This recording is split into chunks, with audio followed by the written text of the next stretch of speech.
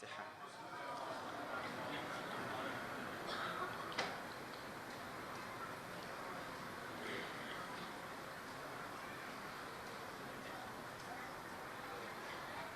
أعوذ بالله من الشيطان الرجيم. بسم الله الرحمن الرحيم. الحمد لله رب العالمين. الحمد لله كما هو أهله، والصلاة والسلام على أشرف الأنبياء والمرسلين وخاتم النبيين أبي القاسم محمد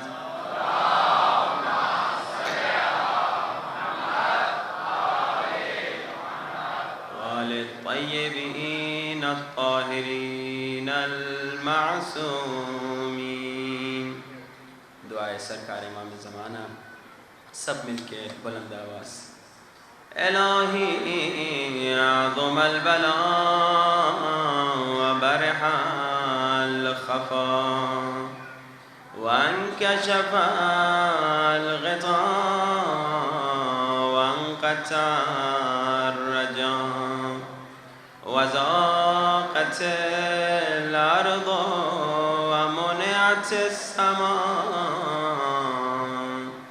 وأنت المستعان وإليك المشتكى وعليك المعول في الشدة والرخاء.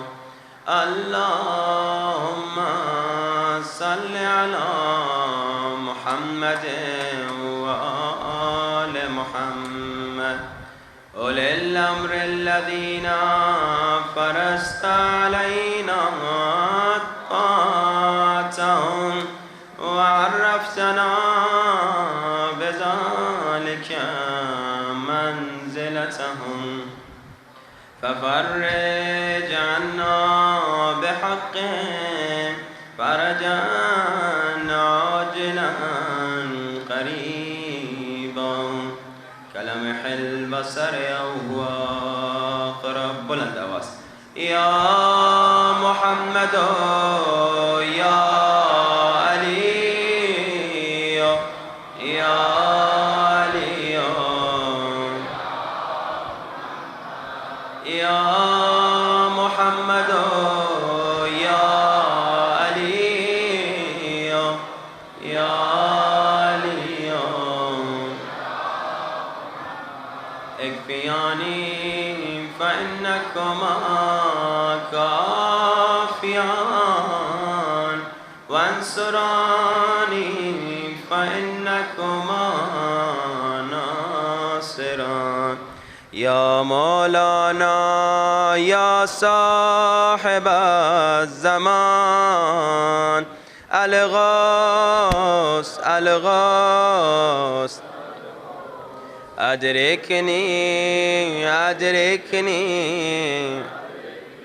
الساعة الساعة العجل العجل العجل. يا أرحم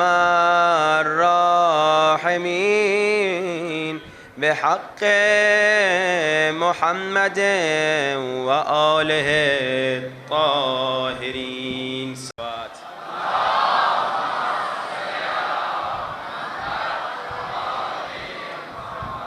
اذان واجب الاحترام مسلسل گفتگو ہو رہی ہے کہ بقیت اللہ کون ہے، بقیت اللہ کس ہستی کو کہا جاتا ہے. بقیت اللہ اس ہستی کو کہا جاتا ہے جو تجلی نور خدا ہے. بقیت اللہ کون ہیں؟ بقیت اللہ اس ہستی کو کہا جاتا ہے جو تجلی نور خدا ہے، جو تصویر انبیاء ہے، جو توقیر اولیاء ہے۔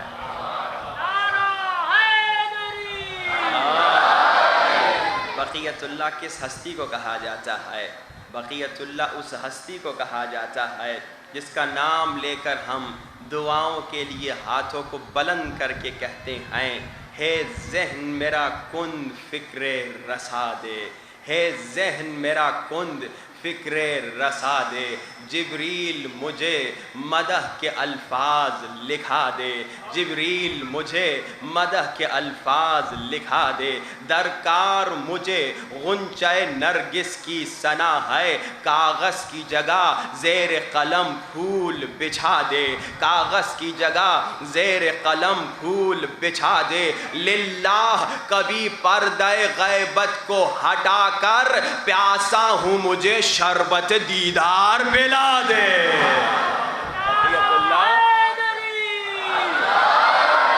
بقیت اللہ کون ہیں؟ جن کے دیدار کے عشق میں ہم زندگی گزار رہے ہیں۔ بقیت اللہ خیر لکم ان کنتم مومنین، کہ مومن بنو گے تو تمہیں فائدہ ملے گا۔ اور مومن کون ہے؟ مسلسل سن رہے ہیں، جس کا عقیدہ مضبوط ہو۔ اب ہم اپنے عقائد کا دفاع کرتے ہوئے اپنے اصل موضوع کی طرف بڑھتے ہیں کہ ہمارا عقیدہ ہے کہ ہم وسیلے کے قائل ہیں۔ جب بھی خدا سے کچھ مانگتے ہیں پنجتن پاک کو وسیلہ بناتے ہیں۔ آپ نے سنا پہلے اعتراض کیا کہ وسیلے کی ضرورت نہیں ہے، پھر انہوں نے کہا ٹھیک ہے، جب قرآن کی آیت آ گئی کہ وابتغوا الیہ الوسیلہ، کہا ٹھیک ہے آپ وسیلے سے مانگ سکتے ہیں مگر اسماء اللہ کو وسیلہ بنانا، تو ہم نے کہا ہم انہی کو تو وسیلہ بناتے ہیں، اہل بیت اسماء اللہ ہیں، ہم اہل بیت کو وسیلہ بناتے ہیں۔ آج ایک قدم اور آگے بڑھتے ہیں، قرآن کا دوسرا سورہ آیت نمبر 60، حضرت موسیٰ کا واقعہ۔ حضرت موسیٰ کی قوم کو پیاس لگی، جب حضرت موسیٰ کی قوم کو پیاس لگی تو وہ حضرت موسیٰ کے پاس آئے۔ وَإِذِ اسْتَسْقَىٰ مُوسَىٰ لِقَوْمِهِ فَقُلْنَا اضْرِب بِّعَصَاكَ الْحَجَرَ، حضرت موسیٰ کی قوم موسیٰ سے پانی مانگنے آ گئی۔ اچھا، اگر کسی کو وسیلہ بنانا بدعت ہوتا تو موسیٰ منع کر دیتے کہ اے میری قوم مجھ سے نہ مانگو، ڈائریکٹ اللہ سے مانگو۔ حضرت موسیٰ کی قوم پانی مانگنے آ گئی، حضرت موسیٰ نے یہ نہیں کہا کہ بدعت کر رہے ہو، حضرت موسیٰ نے اللہ سے کہا میرے اللہ میری قوم مجھ سے پانی مانگ رہی ہے۔ اچھا، اگر حضرت موسیٰ نے نہیں کہا تو اللہ ٹوک دیتا، اللہ کہہ دیتا کہ موسیٰ تیری قوم نے غلطی کر لی، تیری قوم نے بدعت کر لی، تیری قوم نے شرک کر لیا، اپنی قوم کو کہہ دے تجھ سے نہ مانگے بلکہ ڈائریکٹ مجھ سے مانگے۔ ہاں بھائی، موسیٰ کی قوم نے اگر غلطی کی تو موسیٰ ٹوک دیتے، اگر موسیٰ نے نہیں ٹوکا تو اللہ ٹوک دیتا۔ موسیٰ کی قوم نے پانی مانگا، موسیٰ نے اللہ سے کہا میرے اللہ میری قوم مجھ سے پانی مانگ رہی ہے۔ اللہ نے ٹوکا نہیں کہ موسیٰ تیری قوم نے غلط کیا، بلکہ اللہ نے کہا موسیٰ اب اگر تیری قوم کو پانی چاہیے تو اپنا عصا اٹھاؤ، عصا کو پتھر پہ مارو، پانی نکل کے آ جائے گا۔ اچھا، اب ایک اور سوال، اللہ سے جب حضرت موسیٰ نے کہا کہ پانی چاہیے، اللہ بارش بھیج دیتا؟ جیسے آج بارش بھیج دی۔ اگر اللہ چاہتا، جب موسیٰ نے کہا خدایا میری قوم پیاسی ہے انہیں پانی چاہیے، اللہ آسمان سے پانی بھیج دیتا۔ یہ اللہ نے موسیٰ کو کیوں کہا کہ اپنی عصا اٹھاؤ اور اپنی عصا سے مارو پھر پانی نکلے گا؟ اگر اللہ خود ڈائریکٹ پانی بھیج دیتا تو اللہ کی عظمت کا تو پتہ چل جاتا، مگر اللہ کے نمائندے موسیٰ کی عظمت کا پتہ نہ چلتا۔ اللہ نے کہا موسیٰ اپنا عصا اٹھا کے مارو تاکہ قیامت تک کے ہر انسان کو معلوم ہو جائے کہ اللہ اگر کسی کو فیض برکت رحمت دیتا ہے تو نبی کے وسیلے سے دیتا ہے۔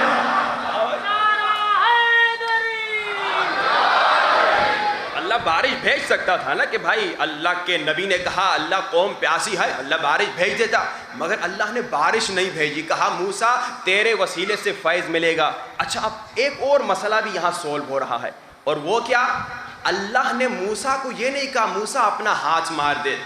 توجہات کا طالب ہوں، اللہ کہہ سکتا تھا نا کہ موسیٰ اپنا ہاتھ مار دے، پانی نکل آئے گا، چشمہ جاری ہو جائے. موسیٰ اپنا قدم مار دے، پانی نکل آئے گا، چشمہ نکل آئے گا. ہاں اگر اللہ کہتا موسیٰ اپنا ہاتھ مار، موسیٰ اپنا قدم مار، تو موسیٰ کی عظمت کا تو پتہ چل جاتا، مگر اس چیز کی عظمت کا پتہ نہ چلتا جس کی نسبت موسیٰ سے ہے. بھائی اللہ نے کہا موسیٰ اپنا عصا اٹھاؤ جس کی نسبت تجھ سے ہے، یعنی گویا اللہ یہ بھی بتانا چاہ رہا ہے ہر وہ چیز جس کی نسبت نبی سے ہو جائے وہ بھی باعظمت ہوتی ہے. یہ بھی ہمارا عقیدہ ہے نا کہ ہم ذریعہ ہے مولا حسین کا بوسہ دیتے ہیں. جتنے شیعہ مومنین ہیں آپ لوگ تو ماشاءاللہ شبیہ ہے ذریعہ بی بی معصومہ بھی آپ کے شہر میں ہے تو آپ اس کا بوسہ دیتے ہیں، تبرکات کا بوسہ دیتے ہیں، علم کا بوسہ دیتے. کیوں؟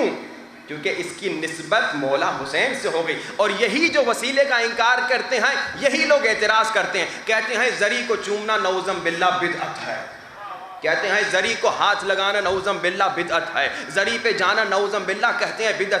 آئیے اب اپنے دوسرے عقیدے کا دفاع کریں. ہمارا عقیدہ ہے ہر وہ چیز جس کی نسبت نبی سے ہو جائے وہ صاحب احترام ہے، اس کی عزت کرنا واجب ہے. اب یہ عصا معمولی عصا تھی جب تک موسیٰ کے ہاتھ میں نہ تھی، مگر جب موسیٰ کے ہاتھ میں آ گئی صاحب عظمت ہو گئی.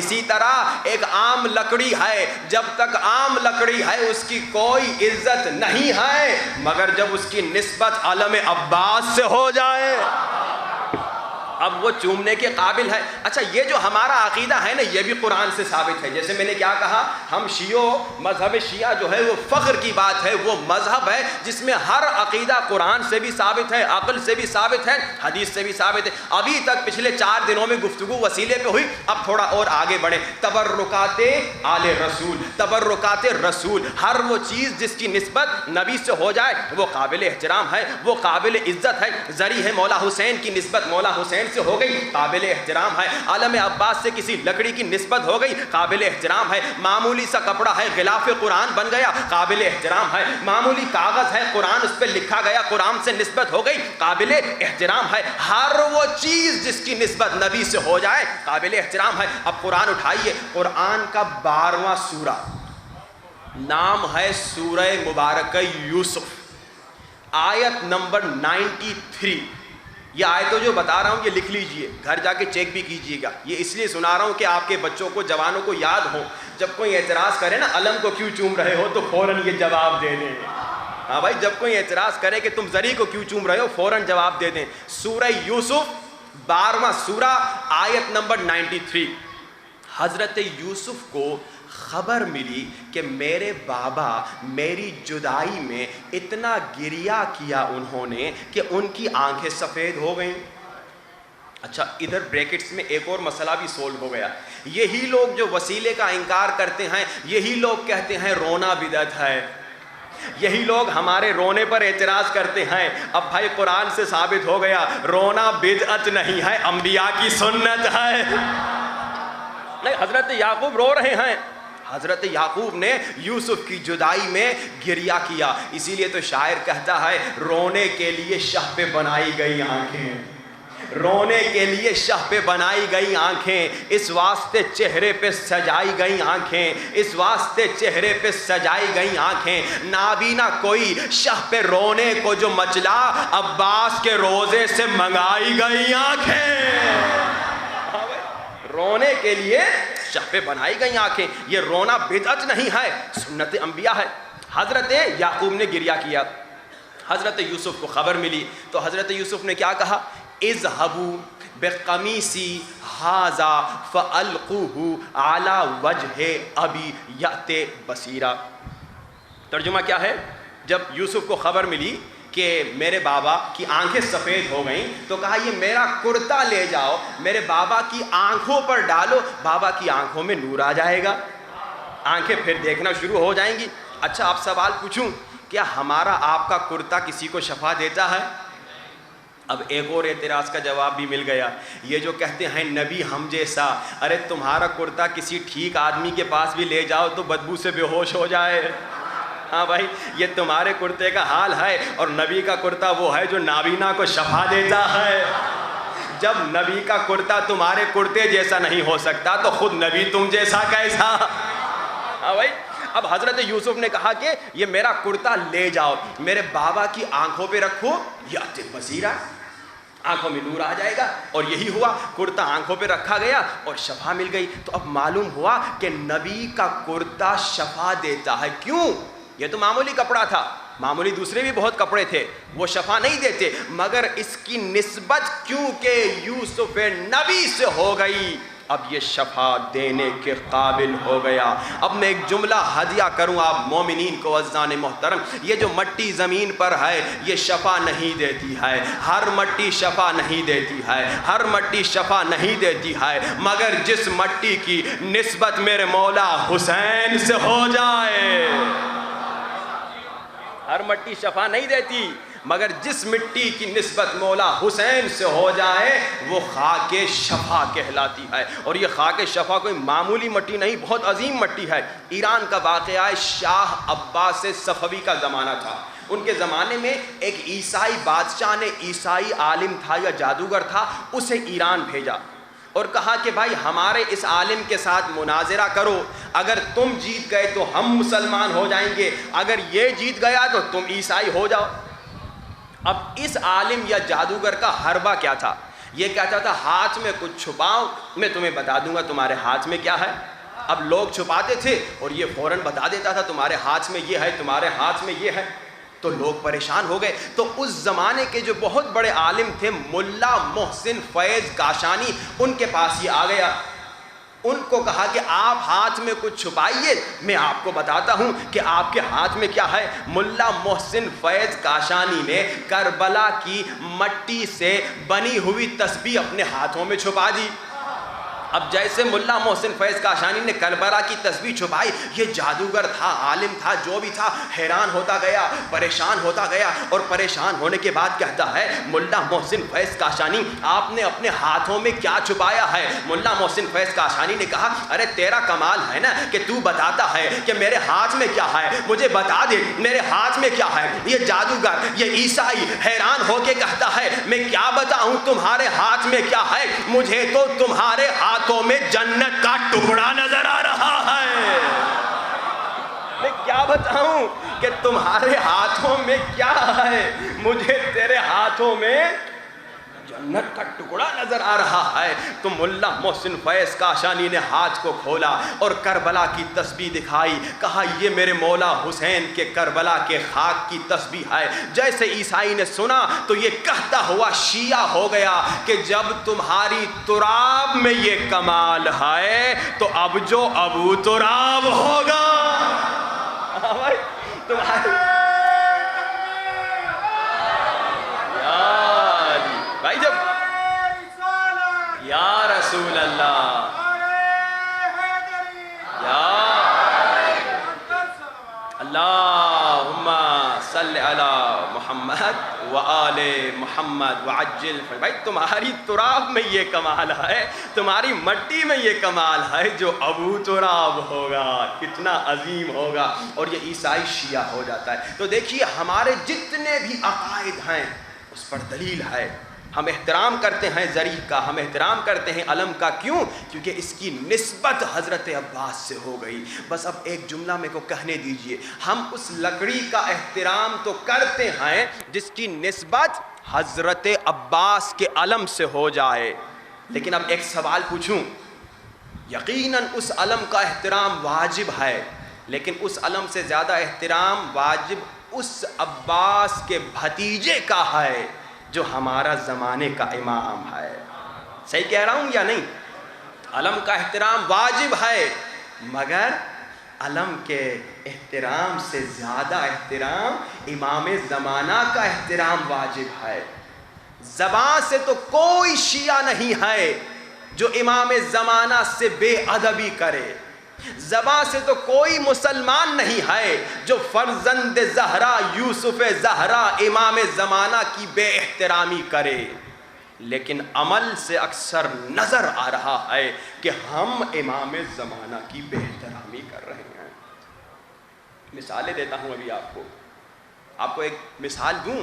میں آپ کے گھر آ گیا ایک دن، مثال کے طور پہ اور آپ نے کہا ابھی تھوڑی دیر میں میرے گھر میں بہت عظیم و شان مہمان آنے والا ہے، جس سے مجھے محبت بھی ہے، جس کا میں احترام بھی کرتا ہوں، جس کے لیے جان قربان کرنے کو بھی تیار ہوں. ابھی تھوڑی دیر میں میرے گھر میں بہت عظیم قابل احترام مہمان آنے والا ہے کھانے پہ.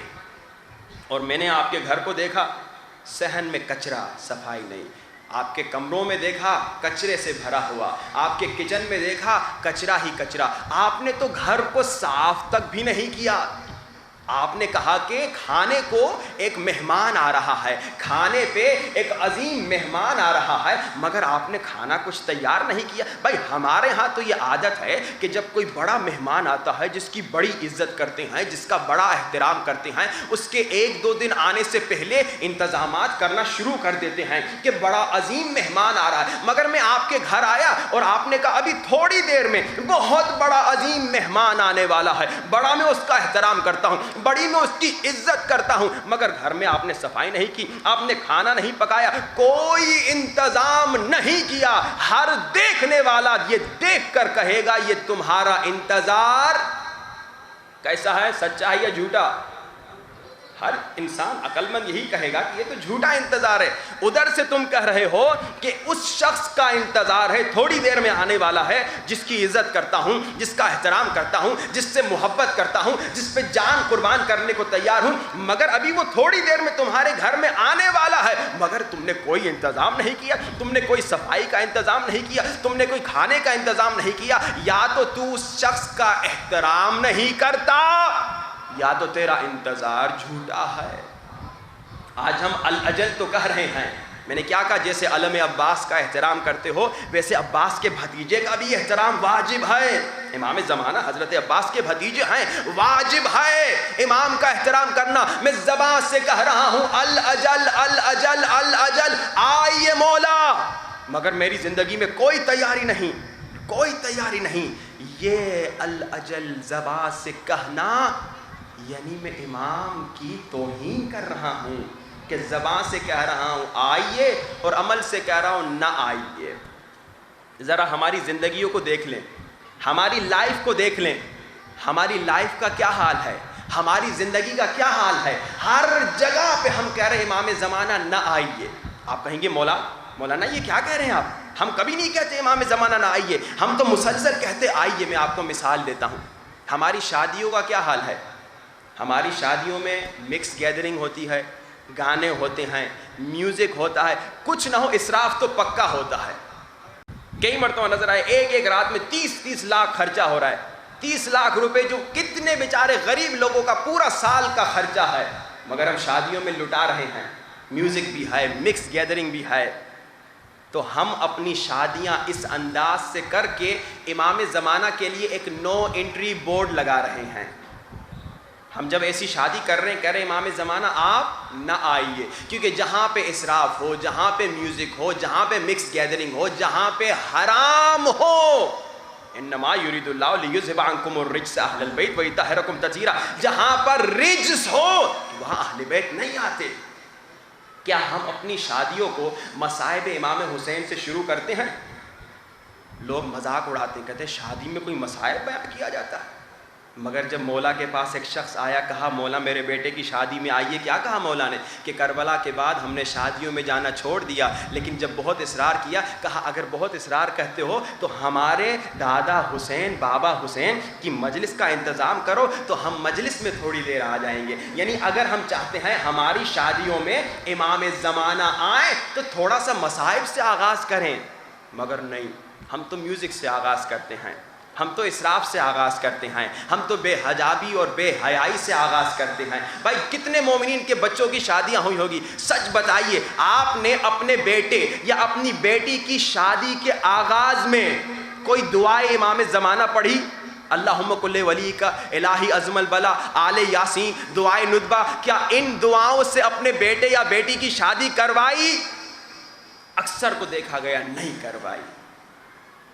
شادی میں اگر آپ چاہتے ہیں امام آئیں تو آپ ایسا کام کریں کہ امام آ جائیں، مگر ہم نو انٹری بورڈ لگاتے ہیں امام کے لیے. یہ بے احترامی ہے عمل سے. زبان سے کوئی نہیں کہتا امام نہ آئیے، زبان سے سب کہتے ہیں الاجل آئیے آئیے، مگر عمل سے کہتے ہیں مولا ہماری شادی میں آج رات نہ آئیے، کیونکہ ظاہری سی بات ہے جہاں حرام ہوگا وہاں امام نہیں آئیں گے۔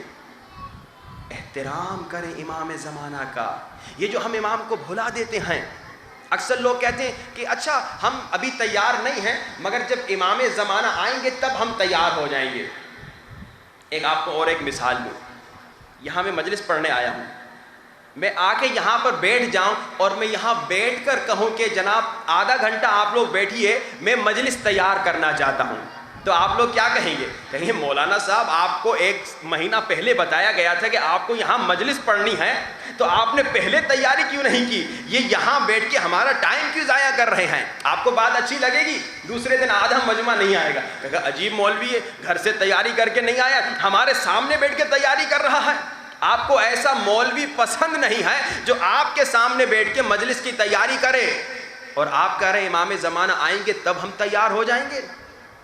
یہ تو شرم کی بات ہے نا کہ میں امام زمانہ کے لیے تیار نہیں ہو رہا، کہہ رہا ہوں جب امام آئیں گے تب تیار ہو جاؤں گا۔ نہیں، آج سے تیار ہو جاؤ، ابھی سے تیار ہو جاؤ۔ اسی لیے میں نے کہا کہ بچوں کو تیار کیجئے، اور یہ الہی عظم البلا بچے یاد کریں۔ مجھے نہیں معلوم کتنے ماں باپ اپنے بیٹوں کو موٹیویٹ کر رہے ہیں، جمعرات کو انشاءاللہ 4 بجے یہاں پہ آ کے سنائیں ترجمے کے ساتھ۔ تیار کیجئے اپنے بچوں کو، الہی عظم البلا یاد کرو بیٹا۔ کل ایک بچہ آیا ماشاءاللہ مجھے بڑی خوشی ہوئی، مہدوی گھرانہ ایسا ہونا چاہیے۔ ایک باپ آیا اپنے 12 سالہ بیٹے کو لے کر آیا، اس نے کہا مولانا میرا بیٹا پورے قرآن کا حافظ ہے، دعائے احد بھی اس نے یاد کی اور نہ جانے کتنی اور دعائیں یاد کی ہیں۔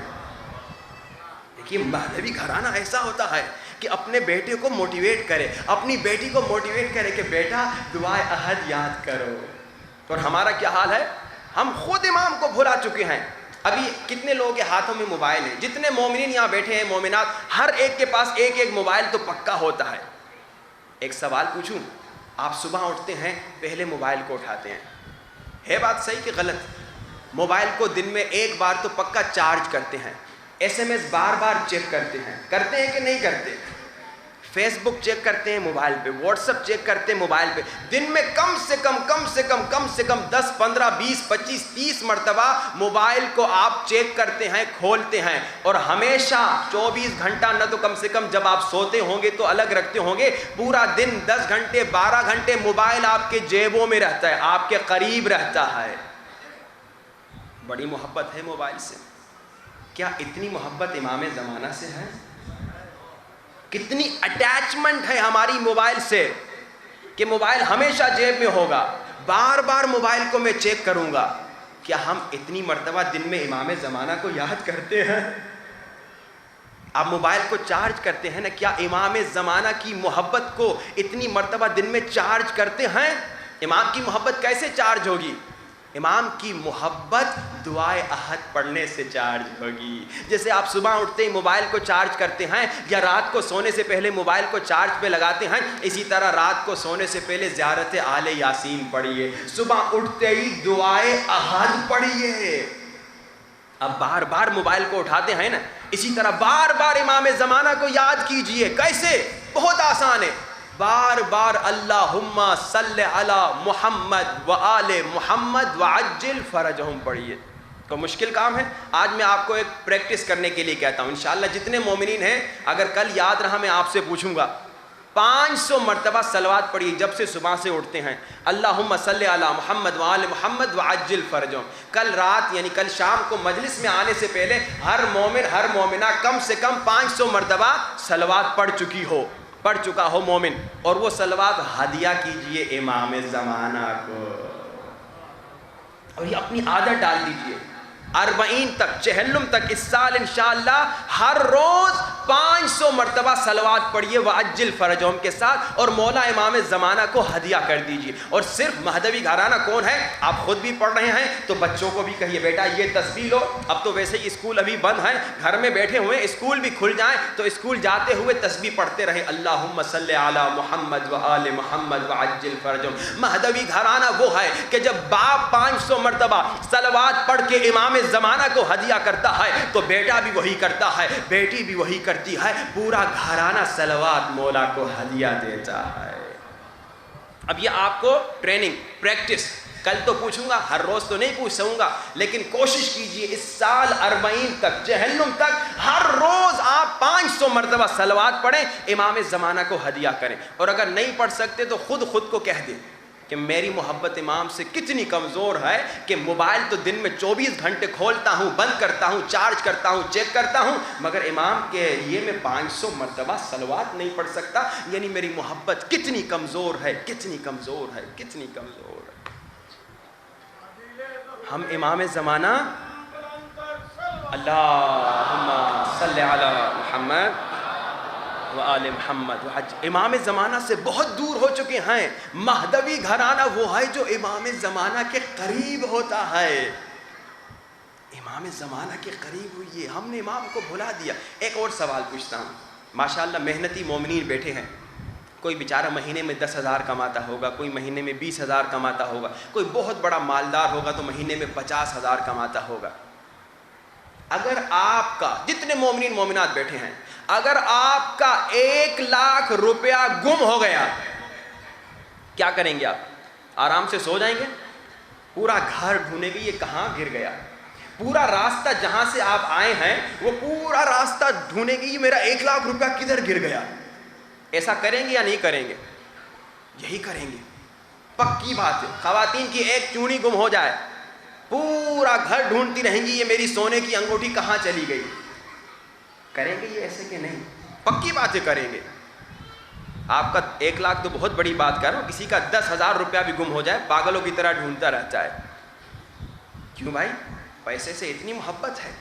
اب سوال کا جواب دو، کتنی مرتبہ جیسے تم اپنے 10,000 کو تلاش کرتے ہو، کتنی مرتبہ ایسے تم امام زمانہ کو تلاش کرتے ہو؟ یعنی 1,00,000 سے زیادہ محبت ہے میرے دل میں، امام زمانہ سے نعوذ باللہ محبت کم ہے، کیونکہ 1,00,000 گم ہوتا ہے تو میں پورا گھر، پورا شہر ڈھونڈتا ہوں، مگر میرے امام زمانہ غائب ہیں، میں امام کو تلاش نہیں کر رہا۔ فارسی کا شعر ہے، شاعر کہتا ہے ہمیں جا بروم به بهانه تو که مگر برسم در خانه تو۔ کیا مطلب؟ میں جہاں بھی گیا، میں جہاں بھی رہا، آپ کو دم بدم ڈھونڈتا ہی رہا۔ ایسا ہوتا ہے عاشق کہ میں جہاں بھی جاؤں امام زمانہ کو تلاش کروں۔ آپ لوگ مسجد میں، امام بارگاہ میں ہر روز آ رہے ہیں، کتنے مومنین یہاں آ کے امام کو تلاش کر رہے ہیں؟ یقیناً امام آتے ہیں۔ آپ یہاں روتے ہیں، امام کو پرسہ دیتے ہیں، مگر کیا امام کو تلاش کیا؟ کتنے مومنین 40 ماشاءاللہ جاتے ہیں؟ انشاءاللہ دعا کیجئے اس سال بھی 40 پہ مومنین جا سکیں، 40 کا راستہ کھل جائے۔ 40 پہ کتنے مومنین جاتے ہیں؟ 10 ملین، 20 ملین، 30 ملین، 40 ملین، اتنے مومنین آ رہے ہیں۔ ان میں سے کتنے مومنین 40 میں جا کے امام زمانہ کو تلاش کرتے ہیں؟ وہاں تو مومنین یہ بتاتے ہیں کہ فلاں پول پہ جاؤ تو بریانی ملے گی، فلاں پول پہ جاؤ تو تمہیں مچھلی ملے گی۔ مچھلی کی تلاش ہے، بریانی کی تلاش ہے، جوس کی تلاش ہے، آئس کریم کی تلاش ہے 40 میں، مگر جس کی تلاش نہیں ہے وہ یوسف زہرا امام زمانہ ہے۔ ارے اٹھیے، جاگیے، ہم نے بھلا دیا امام کو۔ اب یہ واقعہ سنیے، خدا کی قسم آنکھوں سے آنسو آ جائیں گے۔ اور مصائب، ایک بہت بڑے عالم دین ہیں، کہتے ہیں جمکران میں بیٹھا تھا اور میں زار و قطار رو رہا تھا اور کہہ رہا تھا خدایا مجھے امام زمانہ کی زیارت نصیب فرما۔ یہ عالم کہتے رو رہا تھا۔ اب ایک سوال پوچھوں، ابھی تک آپ جتنے مومنین بیٹھے ہیں کتنی مرتبہ رو رو کے امام زمانہ کی زیارت کے لیے دعا کر چکے ہیں؟ تو جب بھلا دیا تو بھلا دیا، ہم نے امام کو بھلا دیا۔ اب سنیے یہ واقعہ، یہ عالم دین کہتے ہیں میں رو رہا تھا، خدایا مجھے امام زمانہ کی زیارت نصیب فرما، خدایا مجھے یوسف زہرا کی زیارت نصیب فرما۔ کہتے ہیں کہ اچانک میں جمکران مسجد میں بیٹھا ہوا تھا، میں نے دیکھا ایک سید میری طرف آ رہا ہے۔ ہاں بھئی ایک گلاس پانی کی پیاس کیا ہے؟ خدا کی قسم رونے کا منزل ہے، رونے کا مرحلہ ہے کہ ہم ایک گلاس پانی جتنا بھی امام کو نہیں چاہیے، یہ امام کا گلہ ہے۔ یہ عالم کہتے ہیں اس وقت میں نہیں سمجھا، اچانک یہ سید میری آنکھوں سے غائب ہو گئے، تب میں رونے لگا یا مولا کہ کتنے خبیث ہو چکے ہیں ہم، کتنے برے ہو چکے ہیں ہم، کتنے بے وفا ہو چکے ہیں ہم کہ ایک گلاس پانی جتنا بھی ہم امام کو نہیں چاہتے۔ امام کا جملہ ہے، امام کہتے ہیں یہ ایک گلاس پانی کے پیاس کے برابر بھی مومن ہمیں نہیں چاہتے۔ ہاں، کتنی افسوس کی بات ہے۔ اپنی زندگیوں کو دیکھ لیں، ایک گلاس پانی کے برابر بھی ہم امام کو نہیں چاہتے، ایک گلاس پانی کے پیاس کے برابر بھی ہماری امام کے لیے پیاس نہیں ہے۔ جیسے میں نے کہا پیسہ گم ہو جائے کسی کا کیسے انسان ڈھونڈتا ہے، اگر خدا نہ خواستہ کسی کا بیٹا کسی کا بچہ گم ہو جائے، خدا نہ کرے، کیسے تڑپ تڑپ کے اپنے بیٹے کو تلاش کرتا ہے۔ آپ لوگوں نے ایسے امام زمانہ کو تلاش کیا؟ نہیں کیا، بس یہ 4-5 دن اور رہے ہیں۔ آئیے اس انداز سے امام کو تلاش کیجئے جیسے کوئی باپ اپنے گمشدہ بیٹے کو تلاش کرتا ہے۔ آئیے اپنی پیاس کو بڑھائیں۔ امام شکوہ کر رہے ہیں، امام گلہ کر رہے ہیں، کہہ رہے ہیں ایک گلاس پانی کے پیاس کے برابر بھی مومن ہمیں نہیں چاہتے۔ آج مصائب مولا حسین پہ کتنے مومنین چیخ کے روتے ہیں، لیکن امام زمانہ سے دوری پر دیکھیے کوئی رونے کو تیار نہیں ہے، کیونکہ ہمارا کنیکشن امام سے اتنا دور ہو چکا ہے، اتنے امام سے ہم دور ہو چکے ہیں کہ ہمیں ان باتوں پہ رونا ہی نہیں آ رہا۔ لیکن یہ وہ جملہ ہے، خدا کی قسم اگر آپ بستر پہ بھی جا کر سوچیں تو دل تڑپ جائے کہ امام کہہ رہے ہیں ہمارے چاہنے والے ایک گلاس پانی کے برابر بھی ہمیں نہیں چاہتے۔ یہ پورا مصائب ہے۔ امام کی مظلومیت آپ مسلسل سن رہے ہیں نا، امام کتنے مظلوم ہیں۔ آئیے کم سے کم ہم امام کو خوش کریں۔ امام چاہتے ہیں ہمیں سینے سے لگائیں، امام ہمارے بابا ہیں، باپ چاہتا ہے بیٹے کو سینے سے لگائے، امام ہمیں سینے سے لگانا چاہتے ہیں، مگر امام کہتے ہیں اے مومنو یہ جو تمہارے گناہ ہیں نا یہ دیوار بن جاتے ہیں تمہارے اور میرے درمیان۔ جب میں امام کی خاطر ایک گناہ نہ چھوڑ سکوں تو کیسی محبت ہے یہ۔ امام بڑے مظلوم ہیں۔ آئیے امام کو پرسا دیں۔ آپ پانی روتے ہیں، امام زمانہ خون روتے ہیں۔ آئیے امام کی مظلومیت سنیے۔ ایک سوال پوچھوں، اگر آپ کا کوئی دوست ہو، بڑا پرانا دوست ہو، ایک دن آپ اپنے دوست سے کہیں اے میرے دوست بڑے عرصے سے ہماری دوستی ہے مگر میں کبھی تمہارے بابا سے نہیں ملا، تمہارے بابا کہاں ہیں؟ اگر آپ کا دوست اچانک آنکھوں میں آنسو اس کے آ جائیں اور رو کر کہے ارے دوست میں جب 5 سال کا تھا میرے بابا کو ظالموں نے زہر دے دیا، میرا بابا بچپن میں شہید ہو گیا، آپ کا دل دکھے گا نا کہ اب اس دوست کا دل نہیں دکھا نا، یہ تو بڑا مظلوم ہے، یہ جب 5 برس کا تھا یہ یتیم ہو گیا۔ تو پھر آپ اگر اپنے دوست سے پوچھیں اے میرے دوست پھر تمہیں تمہارے دادا نے پالا ہوگا، اور آپ کا دوست رو کر کہے نہیں میرے دادا کو بھی ظالموں نے زہر دے کے شہید کر دیا، اب آپ کا دل دکھے گا نا۔ ہمارا دوست تو بڑا مظلوم ہے، ہمارا دوست کا بابا بھی مارا گیا، ہمارے دوست کا دادا بھی مارا گیا۔ آئیے امام زمانہ سے پوچھیں میرے مولا امام زمانہ آپ کے بابا کہاں ہے؟ مولا رو کر کہیں گے میں 5 برس کا تھا، ظالموں نے میرے بابا کو زہر دے کے مار دیا۔ امام زمانہ سے پوچھئے مولا امام زمانہ آپ کے دادا کے ساتھ کیا ہوا؟ امام رو کر کہیں گے جوانی میں میرے دادا کو ظالموں نے زہر دے دیا۔ آئیے نا امام سے بات کیجئے، امام زمانہ سے پوچھئے امام زمانہ آپ کے دادا امام موسیٰ کاظم کے ساتھ کیا ہوا؟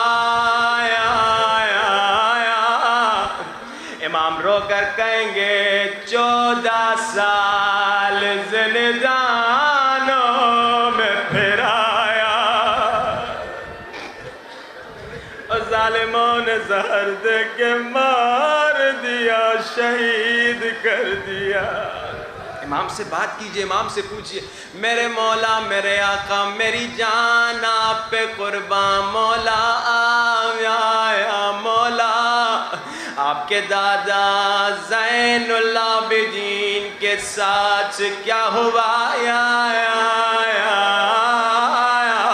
امام رو کر کہیں گے میرے دادا سجاد کو ماں بہنوں کے ساتھ ہائے بازاروں میں پھرایا گیا. امام کا دل زخمی ہے. امام سے آ کر پوچھئے میرے مولا میرے آقا آپ کے دادا حسین کے ساتھ کیا ہوا؟ امام رو کر کہیں گے 3 دن پیاسا رکھا ہائے لاش کو پامال کیا. امام سے پوچھئے مولا میرے آقا میری جان آپ پہ قربان مولا آپ کی پھوپھی زینب کے ساتھ کیا ہوا؟ مولا رو کے کہیں گے وہ بی بی جو نانا کے روزے پہ بھی رات کو جاتی تھی ہائے اسے درباروں میں لے کر آئے. امام کا دل زخمی ہے. امام سے پوچھئے مولا آپ کی دادی زہرا کے ساتھ کیا کیا؟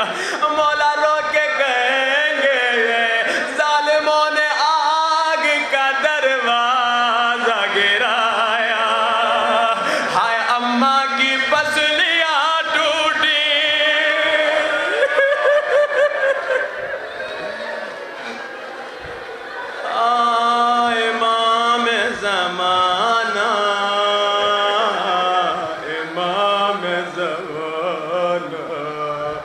روتی ہوئی آنکھوں سے سینے پہ ہاتھ رکھیے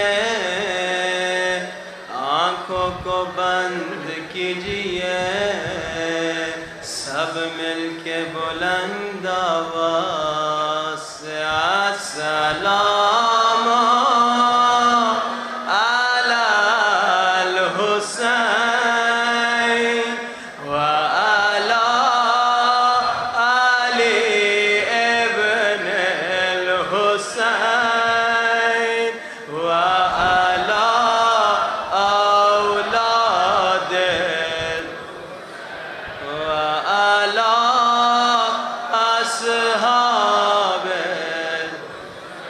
بلند السلام علی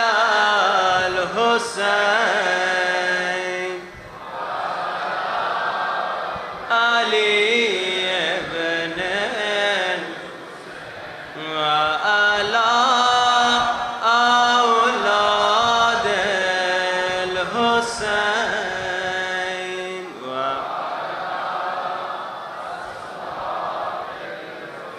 میرے مولا یا حسین جان میرے مولا یا حسین جان میرے مولا یا حسین جان میرے مولا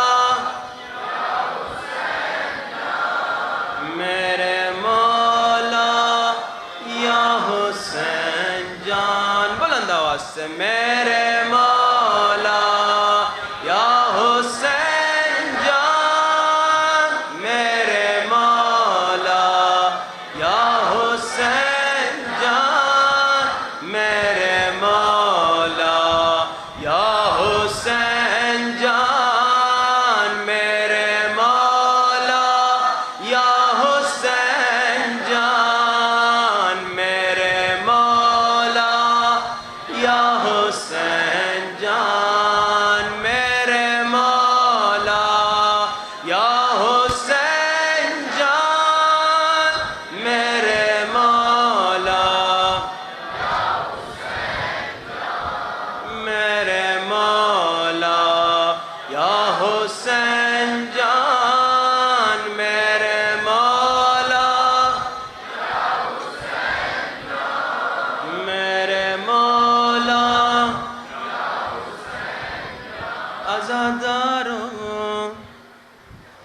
میرے مولا حسین کی بہن زینب. اللہ نے بڑا امتحان لیا. یہ وہ بی بی تھی جو نانا کے روزے پہ بھی رات کو جاتی تھی.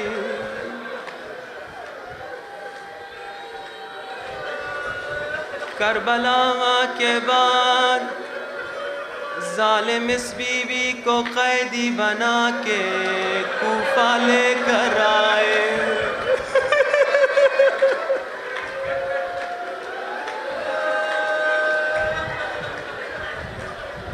امام زمانہ فرماتے ہیں جہاں میری پھوپھی زینب کے مصائب پڑے جائیں میں وہاں ضرور آتا ہوں. امام زمانہ آئیے ابھی پھوپھی زینب کے مصائب پڑھنے والے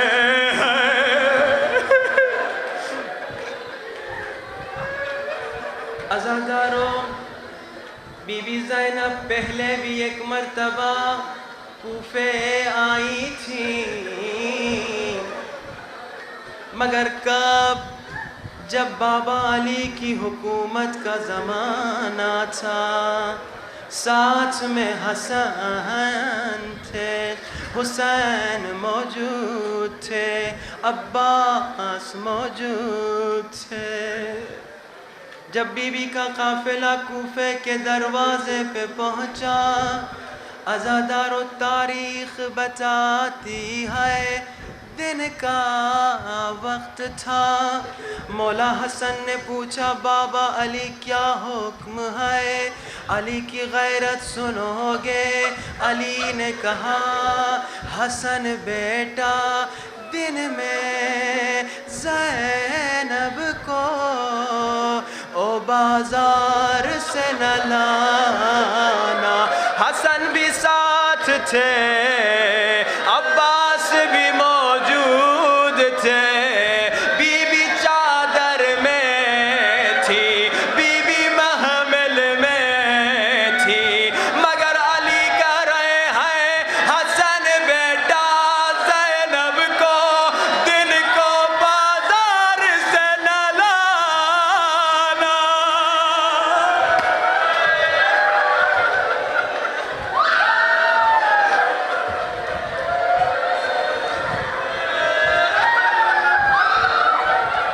مگر ہائے غیرت مندو زینب کا امتحان سنو. کربلا کے بعد یہی زینب قیدی بنا کر کوفے کے دروازے پہ لائی گئی. ابن سعد نے پوچھا ابن زیاد کیا حکم ہے؟ سادات کا قافلہ رات کو پہنچا تھا. ابن زیاد نے حکم دیا دن ہونے کا انتظار کرو.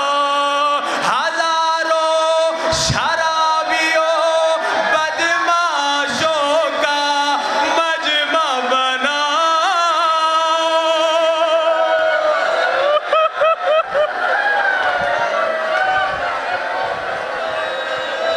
ہائے میں قربان سجاد کی غیرت.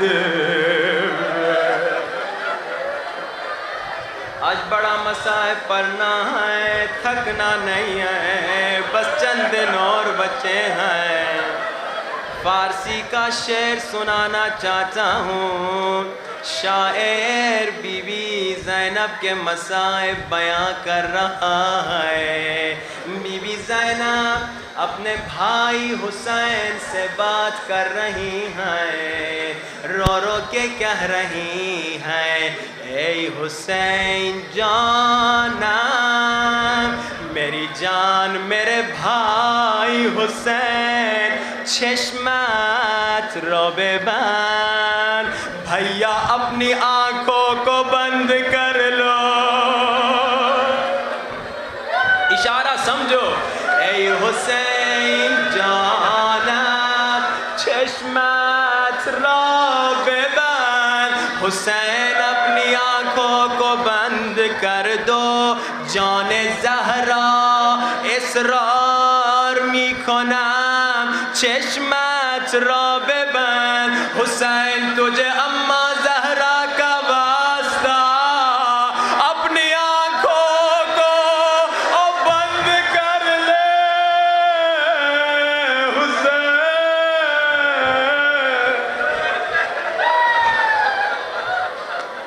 حسین آنکھوں کو کیوں بند کریں اب سنو گے خواہری که تمام عمر بر سجاده بود حسین تیری وہ بہن جسے پوری زندگی ابھی تک کسی نے نہیں دیکھا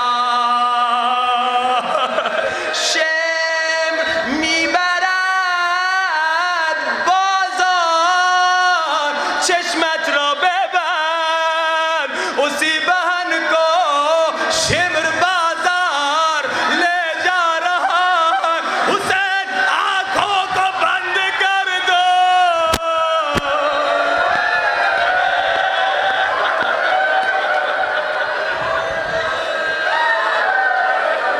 اس بہن کو کبھی کسی نے نہیں دیکھا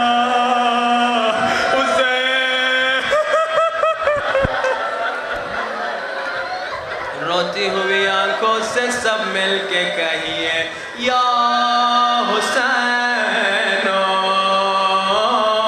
یا حسین یا حسین بلند یا حسین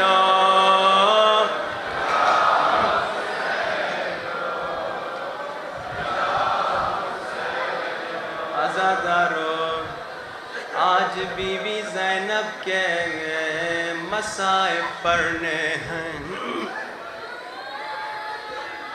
شب عاشور ہے میرے مولا حسین خیموں کا نظارہ لے رہے ہیں ایک خیمے کے قریب آئے کیا سنا ایک بیوی اپنے بچوں کو کہہ رہی ہے میرے شیرو تم حیدر کرار کے نواسے ہو کل جب جنگ لڑنے جاؤ گے دشمن کو بتا دینا علی کے نواسے آئے ہیں مجھے نہیں معلوم شاید مولا نے یہ سنا ہو وہ بیوی اپنے بچوں کو کہہ رہی ہے میرے شیرو اگر فرات تک پہنچ گئے پانی نہیں پینا بچوں نے پوچھا ہوگا اماں پانی کیوں نہ پیے اماں نے کہا تیرے ماموں کے بچے پیاسے ہیں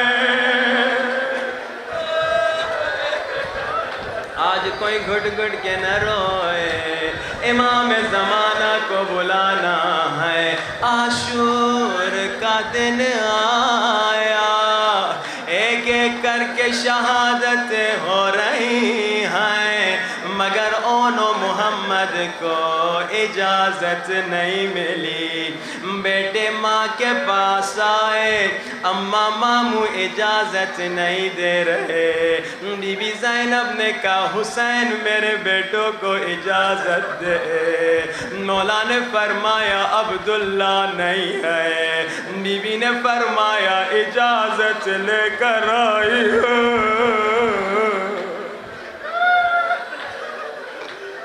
عزادارو اب شہزادوں کو ذرا پہنائی گئی، ہائے شہزادے اتنے چھوٹے تھے ذرا ان کے بدن جتنی نہیں تھی، ایک کو حسین نے گھوڑے پہ چڑھایا، دوسرے کو عباس نے گھوڑے پہ بٹھایا، دونوں بھائی لڑنے گئے، عمر ابن سعد نے کہا چھوٹے بچے ہیں جلدی مار دو، ایک بھائی کے سر پہ ایک ظالم نے گرز مارا، ایک بھائی گھوڑے سے زمین پہ آیا، دوسرا بھائی بھی زمین پہ آیا، حسین دوڑتے ہوئے آئے، شاید بچوں نے رو کے کہا ہو ماموں جان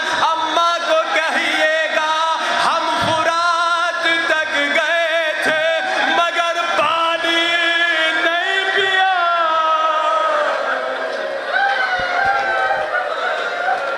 ہم فرات تک گئے تھے مگر سکینہ کی پیاس یاد تھی، ہم نے پانی نہیں پیا۔ عزادارو اب لاشیں آئیں، ساری بیویاں آئیں، مگر جو بی بی نہیں آئی وہ بی بی زینب تھی۔ مولا حسین نے زینب بہن کو بلایا، عجب نہیں دونوں بچوں کے سینے پہ ہاتھ رکھے، زینب نے رو کر کہا ہو میرے شیرو اب میں کسے ماموں پہ قربان کروں۔ عزادارو تاریخ میں ملتا ہے بی بی زینب نے علی اکبر کے لیے بیان کیا، قاسم کے لیے بیان کیا، مولا حسین کے لیے بیان کیا، مگر اونو محمد کے لیے گریہ نہیں کیا۔ 11 محرم کو ساری بیویاں لاشوں سے ودا کرنے آئیں، ساری وارثاں اپنے اپنے لاشیں پر گئیں، مگر اونو محمد کی لاش پہ بی بی زینب نہیں گئی۔ بیوی نے کہیں اونو محمد کو یاد نہ کیا، کوفے چلی گئی مگر اونو محمد کو یاد نہیں کیا، شام چلی گئی مگر اونو محمد کو یاد نہ کیا۔ اب شام سے جب رہائی ہونے والی تھی، ہائے شہیدوں کے سر آئے، سب سے پہلے ایک ننھا سا سر آیا، او اصغر کی ماں آگے بڑھی،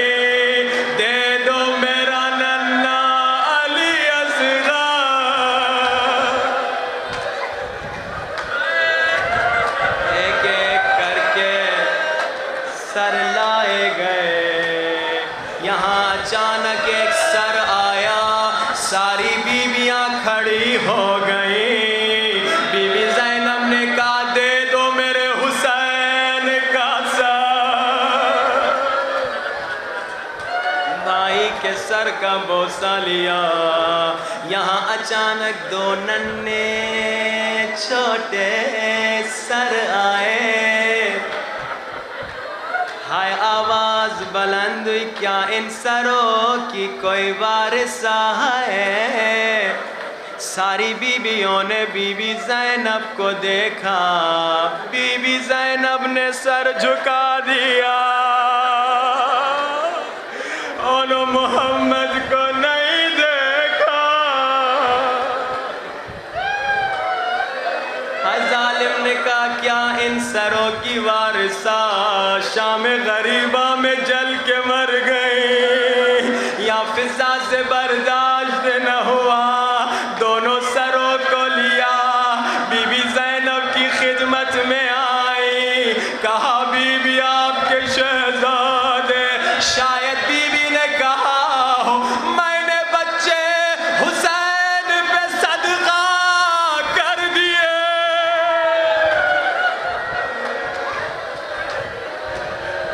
ہاں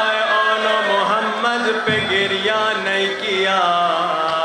ہائے سادات کا قافلہ کربلا واپس آیا. ساری بیویاں ہر قبر پہ گئیں مگر بی بی زینب اونو محمد کی قبر پہ نہیں گئی. سادات کا قافلہ مدینے واپس آیا. ہائے بی بی زینب نانا کے روزے پہ گئی. رو کے کہا نانا کربلا کی سنانی لے کر آئی ہوں. نانا اگر نامحرم نہ ہوتے میں تازیانوں کے نشان دکھاتی.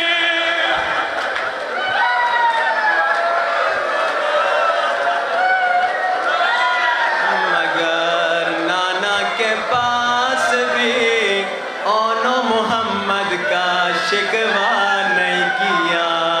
پھر بی بی زینب اماں زہرا کی قبر پہ گئی. حسین کا خون بھرا کرتا رکھا. ہائے زہرا کی قبر میں زلزلہ آیا. زینب نے رو کر کہا اماں یہ تو کرتا ہے مگر میں 70 قدم سے دیکھ رہی تھی. شمر نے حسین کی داڑھی کو پکڑا. ہائے خنجر مارا.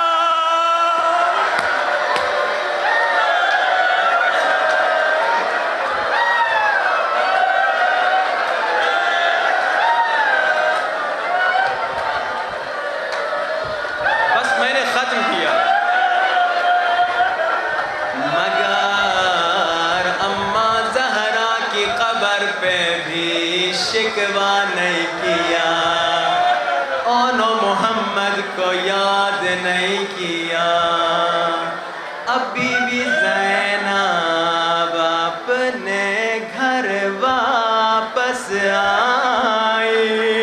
اولاد والو ہائے جیسے گھر واپس آئی. دو ننھے چھوٹے مسلح دیکھے. وہ بی بی جو کربلا میں نہیں روئی, وہ بی بی جو شام میں نہیں روئی, وہ بی بی جو نانا کے روزے پہ نہیں روئی, وہ بی بی جو اماں کی قبر پہ نہیں روئی. عجب نہیں ننھے مسلوں کو سینے سے لگایا ہوگا. ہائے اونو محمد.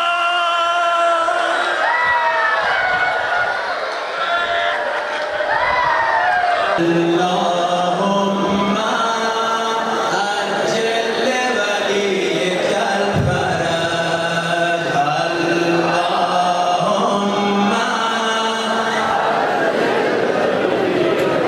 میرے اللہ امام زمانہ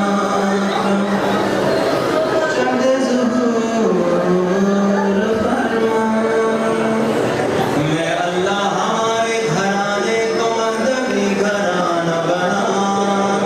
میرے اللہ ہمیں عاشق امام زمانہ بنا. میرے اللہ اس سال ہمیں امام زمانہ کی زیارت نصیب فرما. جو بیمار ہیں رحمت بیمار کربلا میں شفا عطا فرما. جو مشکلات میں ہیں رحمت مشکل کشائی ان کی مشکل کشائی فرما. حاضرین مجلس سے مفہومین، بانیان مجلس سے مفہومین، ہمارے